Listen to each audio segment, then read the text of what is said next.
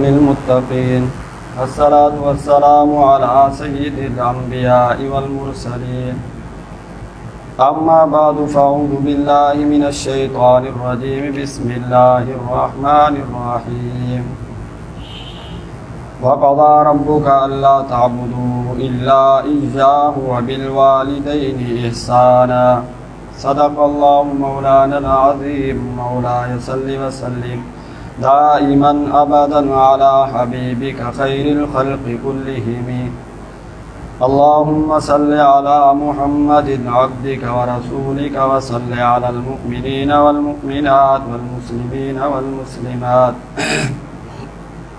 سامعین مکرم، عزیز دوستوں اور بزرگوں، آپ لوگوں کے سامنے سورۃ بنی اسرائیل کی ایک آیت مبارکہ تلاوت فرمائی ہے، کیونکہ آج معاشرے کے اندر جو اتنا بگاڑ پیدا ہو چکا ہے، اس کے اندر بہت بڑا بگاڑ یہ بھی پیدا ہو چکا ہے، اور وہ ہے اپنے والدین کی نافرمانی. قصور اس کے اندر کچھ ہمارا اپنا بھی ہے، کیونکہ ہم نے ان کی ایسی تربیت نہیں کی. آج بھی اگر ہر انسان یہی چاہتا ہے کہ کاش کتنا اچھا ہوتا کہ وہ پہلے والا زمانہ لوٹ آتا، کیونکہ وہاں لوگوں کے اندر ادب اور احترام تھا، والدین کی بھی عزت کرتے تھے، بڑوں کا بھی ادب کرتے تھے. تو آج ہر انسان یہی سوچتا ہے کہ کاش وہی دوبارہ لوٹ آئے، وہی دن. اگر ہم ان کو دوبارہ اسی طرح بنانا چاہتے ہیں تو ہمیں قرآن مجید کی طرف رجوع کرنا پڑے گا، اور اس قرآن مجید کی طرف جب آئیں گے تو اللہ تبارک و تعالی ہمارے تمام مسائل کو بھی حل کریں گے، اور جو اولاد کے اندر یہ چیزیں پائی جا رہی ہیں اللہ تبارک و تعالی انہیں بھی ختم فرما دیں گے. اللہ تبارک و تعالی نے جہاں کہیں اپنی عبادت کا تذکرہ کیا ہے، جہاں اپنی وحدانیت اور توحید کا تذکرہ کیا ہے، اس کے ساتھ ہی ساتھ اللہ تبارک و تعالی نے اب والدین کا بھی تذکرہ کیا. قرآن ان چیزوں سے بھرا پڑا ہے کہ جہاں اللہ کی عبادت کا تذکرہ ہوگا کہ اے لوگوں میری عبادت کرو، میری وحدانیت کا اقرار کرو، اسی کے ساتھ ہوگا کہ اپنے والدین کے ساتھ حسن سلوک کرو، چاہے کہ تمہارے والدین کافر ہی کیوں نہ ہو. وَإِن جَاهَدَاكَ عَلَىٰ أَن تُشْرِكَ بِي شَيْئًا، اگر وہ کافر ہیں، وہ تمہیں شرک کی طرف لے جانا چاہتے ہیں، پھر اتباع نہ کرو ان کی. لیکن اگر دنیا کے اندر جو دنیاوی معاملات ہیں، جو رہن سہن ہے یا اور معاملات جو زندگی کے ہیں، اگر وہ شرک اور کفر کی طرف تمہیں لے کر نہیں جاتے، پھر تمہیں چاہیے کہ دنیا کے اندر بھی ان کے ساتھ حسن سلوک کرو. اگر ہاں شرک کے راستے پر تمہیں لانا چاہتے ہیں یا کفر کی طرف تمہیں لانا چاہتے ہیں تو پھر ان کی اتباع نہ کرو. اگر وہ صحیح ہے، ہمارے دین کو کچھ نہیں کہتے، تمہیں کچھ نہیں کہتے، پھر بھی تمہیں چاہیے کہ ان کا ادب اور احترام کرو. لیکن آج معاشرے کے اندر والدین کو اس طرح سے دیکھا جاتا ہے، اکثر جب والدین بوڑھے ہو جائیں تو کہتے ہیں اب تجھے کیا سمجھ آتی ہے، زندگی تو وہی ہے جو تو گزار چکا ہے، اب ایک بوڑھے کے ساتھ اور تجھے سمجھ ہی کیا آتی ہے، جو میں نے پڑھا ہے یا میں نے سیکھا ہے اب تجھے تو اس کا پتہ نہیں ہے. اب باپ کے ساتھ اس انداز کے اندر گفتگو کرنا اور اس طرح باپ کو کہنا، باپ کے دل کے اندر جو والدین کے دل کے اندر بچوں کی محبت یا جو پرورش کے وقت وہ تکلیف اٹھاتے ہیں، اگر ہم اس کا بھی تصور کریں کہ کتنی زیادہ تکلیف اٹھا کر گرمی سردی کے اندر اور مسافروں کی زندگیاں بسر کر کر کے لوگوں کے سامنے کام کر کر کے وہ اپنی اولاد کی پرورش کرے، اور اولاد جب پروان چڑھ جائے اور جوان ہو جائے اس وقت وہ اپنے باپ کو کہے کہ اب تمہیں سمجھ نہیں آتی کیونکہ تم بوڑھے ہو چکے. اکثر یہی ہوتا ہے کہ جب والدین بوڑھے ہو جائیں، قرآن نے کیا کہا، اما یبلغن عندک الکبر او احدہما، کہ اللہ تبارک و تعالی نے فرمایا کہ اس کے اف کے علاوہ بھی اگر کوئی اور لفظ ہوتا نا تو اللہ اس کو بھی ذکر کر دے کہ والدین کے سامنے اف تک نہ کرو. اف سے اگر اور بھی کوئی چھوٹا لفظ ہوتا یا کوئی اور انداز ہوتا تو اللہ پھر بھی کہتا کہ وہ بھی اپنے والدین کے سامنے نہ کرو. کتابوں کے اندر تم پڑھ چکے ہو وہ آپ کتنی محبت کرتا ہے کہ ایک شخص بیٹھا ہوا تھا اپنے صحن کے اندر چارپائی کے اوپر, تو بیٹے کو کہتا ہے, بوڑھا ہو چکا تھا, کہ یہ دیوار کے اوپر کیا بیٹھا ہوا ہے؟ بیٹا کہتا ہے ابا کوا ہے. پھر پوچھتا ہے بیٹا یہ دیوار کے اوپر کیا چیز بیٹھی ہوئی ہے؟ وہ کہتا ہے کوا ہے. پھر تیسری مرتبہ وہ کہتا ہے کہ بیٹا یہ دیوار کے اوپر کیا چیز بیٹھی ہوئی ہے؟ وہ کہتا ہے تجھے سمجھ نہیں آتی؟ 3 مرتبہ بتا چکا ہوں کہ یہ کوا بیٹھا ہوا ہے, بار بار پوچھتا ہے. باپ اندر گیا, اندر سے ایک ڈائری اٹھا کر لایا, اس بیٹے کو دکھلائی اور اس کے اوپر اس نے کہا کہ پڑھو فلاں دن فلاں تاریخ کہ جس وقت تم چھوٹے تھے اور تم نے مجھ سے پوچھا کہ ابا یہ سامنے کیا بیٹھا ہوا ہے. 25 مرتبہ تو نے پوچھا, 25 مرتبہ میں نے جواب دیا اور ہر جواب محبت سے بھرا ہوا ہوتا تھا. اور آج 3 مرتبہ پوچھا اور بتانے پر کہتا ہے کہ تجھے سمجھ نہیں آئی. والدین کو اللہ تبارک و تعالیٰ نے بڑا مقام دیا ہے. اگر والدین کی قدر نہیں کی, باپ جنت کے بیچ کا دروازہ ہے, جنت کے اندر نہیں جا سکتے, اور ماں کے قدموں کے نیچے جنت ہے. اگر ان کی نافرمانی کی تو پھر یہ نہ سمجھو کہ عبادات کے ذریعے ہم چلے جائیں گے, عبادات تمہیں وہاں پر نہیں بچائے گی. اور اگر والدین نے بد دعا دے دی تو پھر تو تمہارا کوئی چارہ ہی نہیں. والدین کی بد دعا تو ایسی ہے, ایک عورت کا بچہ تھا, وہ چھوٹا تھا, تنگ کرتا تھا ماں کو, تو ماں نے ایک دن اس کو کہا, کام کر رہی تھی اور کام کی وجہ سے تھکی ہوئی تھی, تو جب وہ اٹھا نیند سے پھر رونے لگا, تنگ کرنے لگا, ماں کو اس کو کہتی ہے کہ سویا سو ہی جاتا, سویا سو ہی جاتا.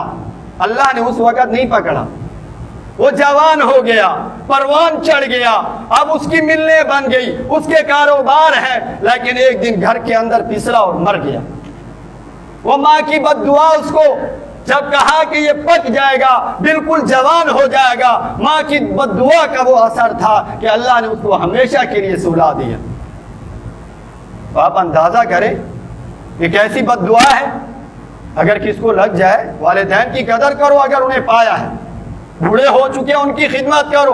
یہ نہ سمجھو کہ ہم تکبیر اولیٰ کے ساتھ جا کر نماز پڑھیں گے. گھر کے اندر ماں بیمار ہے, باپ بیمار ہے, اور انہیں ضرورت ہے, ایک ایک لمحے کی ضرورت ہے تمہاری, اور تم کہو کہ ہم تکبیر اولیٰ کے ساتھ نماز پڑھیں گے. یہ تکبیر اولیٰ کے ساتھ نماز پڑھنے کا ثواب اتنا نہیں ملے گا جتنا تمہیں وہاں پر باپ کی خدمت کے اندر ملے گا. آخر میں آؤ نماز پڑھو, پہلی صف کے اندر نہ بیٹھو, لیکن اس کی خدمت کرو, اس کو ضرورت ہے تمہاری.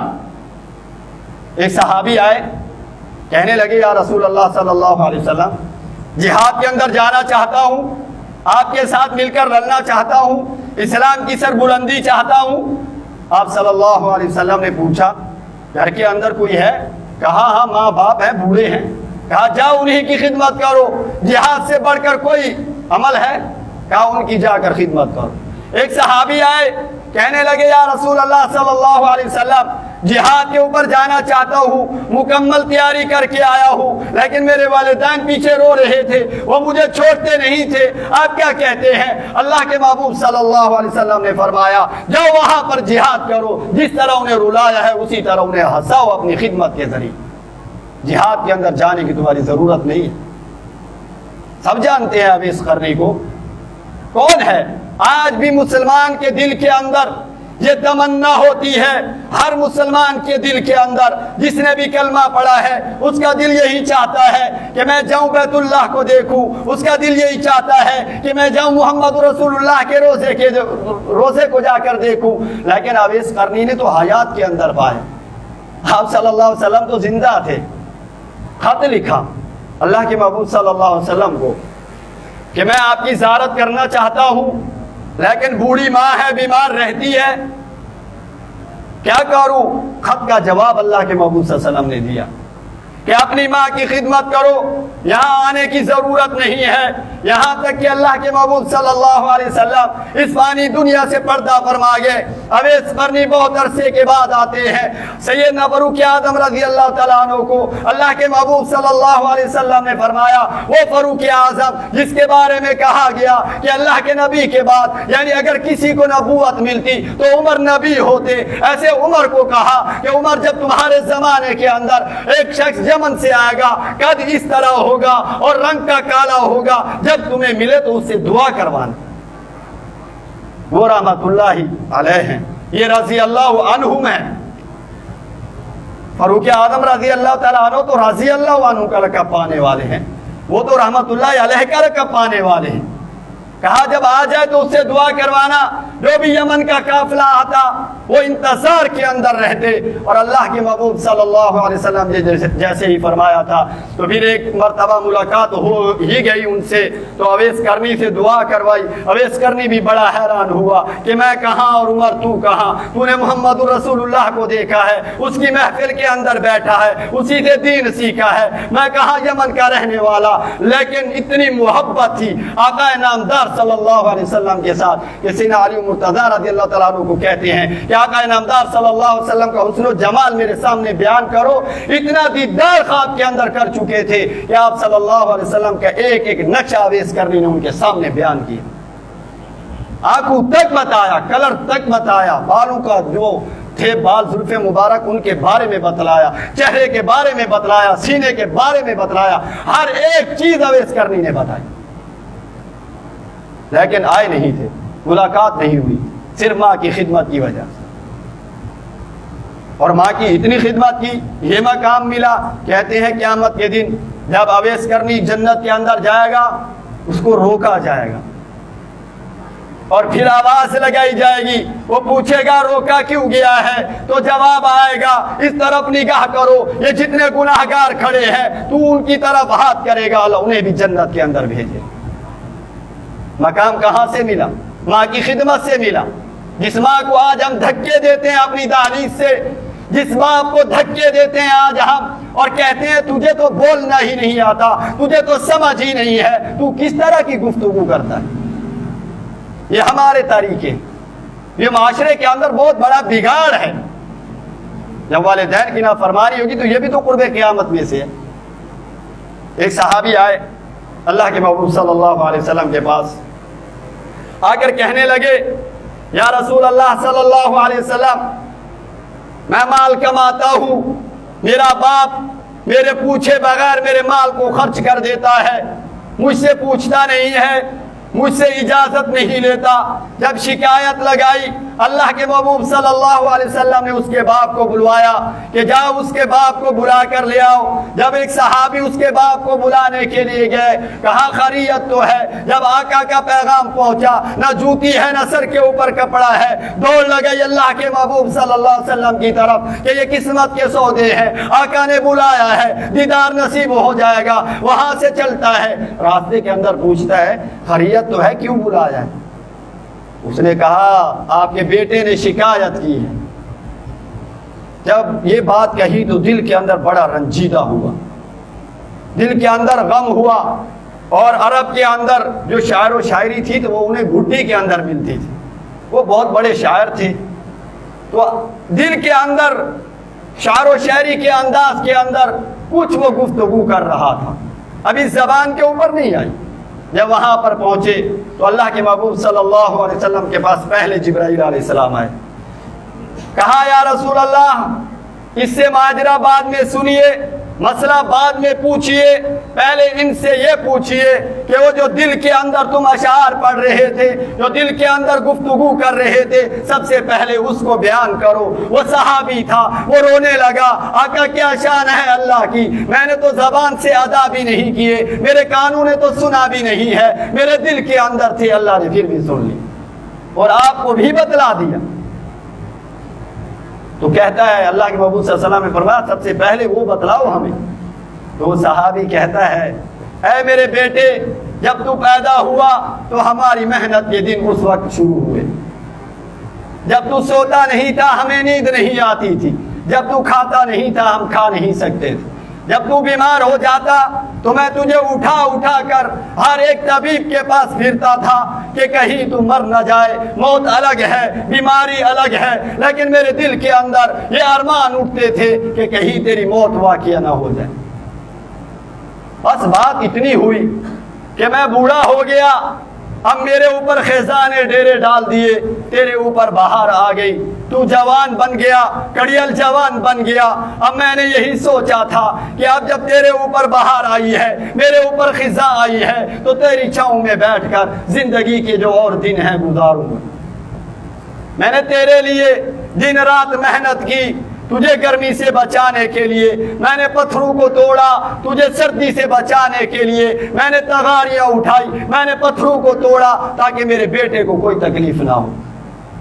آج میں نے سوچا کہ بیٹا جوان ہو چکا ہے, اب میں بیٹھ کر کھاؤں گا, لیکن تو جوان ہوا. کیسا جوان ہوا؟ تیرے تو تیور ہی بدل گئے, تیری تو آنکھیں ہی ماتھے کے اوپر آ گئی.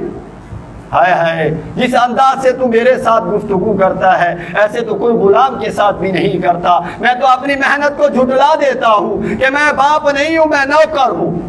نوکر کے ساتھ بھی کوئی اس طرح کا سلوک نہیں کرتا. نوکر کو بھی ایک وقت کا کھانا مل جاتا ہے. جب یہ انداز اور یہ شعر و شاعری اس نے پڑھی, جب اللہ کے محبوب صلی اللہ علیہ وسلم کے چہرے انور کی طرف دیکھا, آپ صلی اللہ علیہ وسلم کا چہرے انور حتیٰ کہ داڑھی مبارک بھی آنسو سے تر ہو چکی تھی.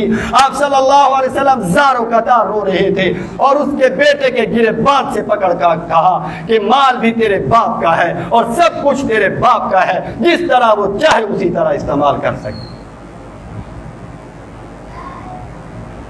والدین اللہ کی بہت بڑی نعمت ہے. جس کے پاس نہیں ہے ان سے جا کر پوچھو, جن کے پاس ہے ان کی قدر کرو, ان کی نافرمانی نہ کرو. یہاں تک کہ جب وہ تمہیں کہتے ہیں کسی کام کا یا خدمت کا تو خوب ان کی خدمت کرو, اس سے اللہ ملے گا. والدین کی دعا سے اللہ ملے گا. والدین جو دعا تمہیں دیں گے تو تم آگے نہ جانے کتنی منزلوں تک پہنچو گے. اگر ان کی نافرمانی کرو گے اور والدین نے انہیں بد دعا دی تمہیں تو ساری زندگی در بدر کی ٹھوکریں کھاؤ, کبھی زندگی کے اندر سکون نہیں پاؤ گے. اسی لیے بوڑھے ہو چکے ہیں تو ان کی خوب خدمت کرو, جس طرح بھی تم سے ہو سکتا ہے.